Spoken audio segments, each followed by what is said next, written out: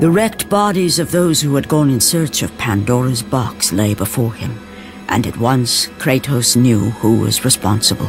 For this was not the first time he'd seen the ruin Ares and his minions had left in their wake. Kratos had experienced it firsthand years before. The youngest and boldest captain in the Spartan army, Kratos inspired fierce loyalty in his men. It had always been enough to carry them through any battle, until this day. The barbarians to the east numbered in the thousands, and descended on the Spartans without mercy.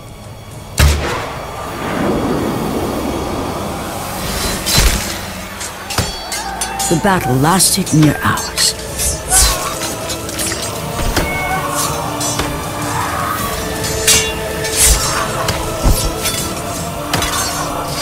The discipline and training of the Spartans did little to stem the tide of the merciless barbarians.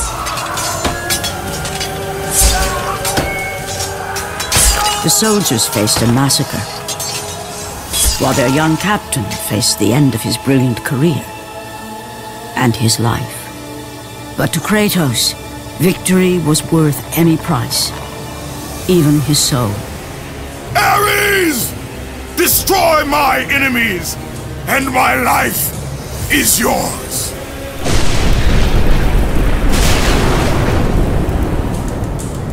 That desperate call for aid would come to haunt Kratos for all his days. By the gods, what have I become?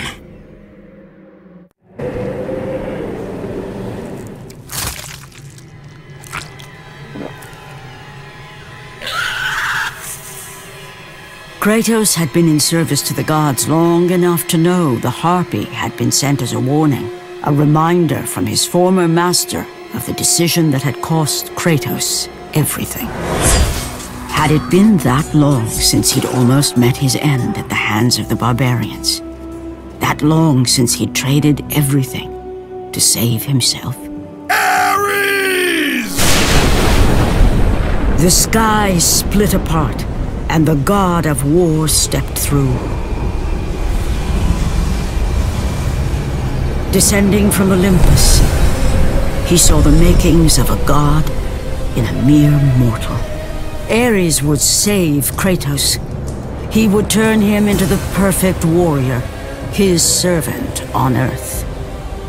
Only a simple pledge of loyalty was required. My life is yours, Ares. From this day, I shall carry forth your will. And his fate was sealed. As promised, Ares rescued his new disciple, bringing forth the power of a god, destroying those who would slaughter Kratos and his men.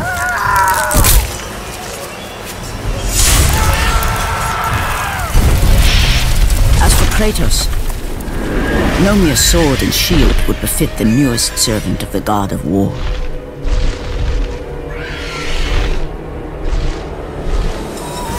The blades of chaos, forged in the foulest depths of Hades. Once attached, the chains remained so, chained and seared to the flesh, a part of the bearer's body, a permanent reminder of Kratos' pledge. In return, ultimate power. The rage of Ares exploded from within. But soon, he would learn the true cost of such power. A cost too high even for Kratos to pay. Wretched beast! I know who it is you serve! Return to your master! Tell the god of war I am his no longer. Tell him he is not safe while I walk the earth. I will find Pandora's box, and I will use it to see him tremble and fall before me. The path before Kratos was clear, but still, the memories came rushing back, as familiar and permanent as the blades chained to his wrists. Memories of what he'd done in the name of Ares. Memories of how he'd become a servant to the god of war. A beast, his humanity robbed, and replaced only with the will to murder. No one was safe. Entire armies fell before Kratos and the soldiers who followed him on his unending path of conquest, all in the name of his master. Those who offered resistance of any kind were dealt with quickly. They've built this temple to offer prayers to Athena! This entire village stands as an affront to Lord Ares! Burn this village! Burn it to the ground! Emboldened by the god of war, Kratos' army was ruthless, feared throughout the world for their brutality. All that mattered was conquest in the name of Kratos, their great leader, who had become near invincible. He feared nothing. But there was something about this temple, something forbidden.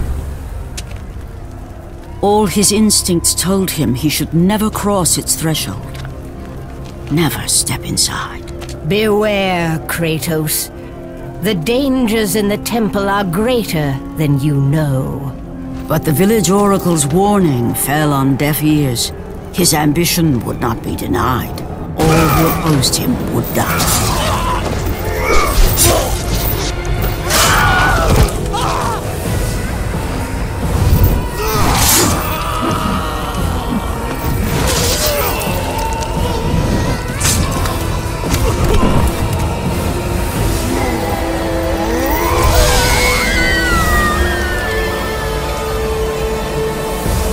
In that instant, the glory he had reveled in turned to horror. The image of his two final victims would stay with him for all his days. With that act, Kratos knew he could no longer serve his master. He had but one calling now, the death of Ares. He would murder the god of war. Ares, you will die for what you did that night.